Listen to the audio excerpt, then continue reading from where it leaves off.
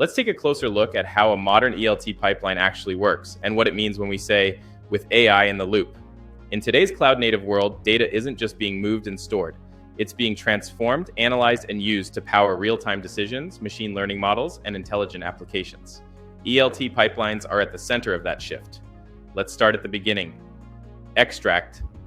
The pipeline pulls raw data from various sources. These might include APIs, databases, flat files, or even streaming data. The goal at this stage is to ingest as much relevant data as possible, as close to real time as needed. Then comes the load phase. Instead of filtering or cleaning the data beforehand, the ELT approach loads it all, raw and unfiltered, into a cloud data platform. This could be a data warehouse, a lakehouse, or a data lake, depending on your architecture.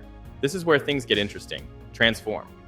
Instead of doing the cleanup and transformation before storage, ELT does it inside the data platform.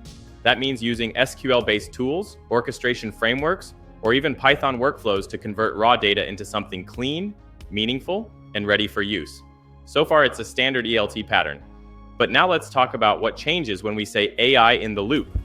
AI enhances the transform phase in several ways. First, AI can automate data profiling. Instead of manually exploring the shape of the data, identifying missing values, or detecting anomalies, AI-powered systems scan and summarize the data set. They highlight outliers, suggest column types, and recommend transformations. Second, AI assists in transformation logic. Tools with AI support can suggest cleaning steps based on patterns, like removing duplicates, standardizing text fields, or flagging suspicious data entries. This helps analysts and engineers focus on strategy, not just syntax. Third, AI can enrich the data. For example, if you've got raw user activity logs, an AI engine could classify sessions, predict churn likelihood, or categorize behaviors in ways that go beyond SQL. Finally, AI plays a role in orchestration. It can monitor pipeline performance, detect failures, and even auto-retry or reroute processes when things go wrong, without waiting for human input. What we're seeing is that AI doesn't replace the ELT process, it amplifies it. By embedding AI in the loop, teams can build more resilient, intelligent, and self-improving data pipelines. And the best part? The tools are already here.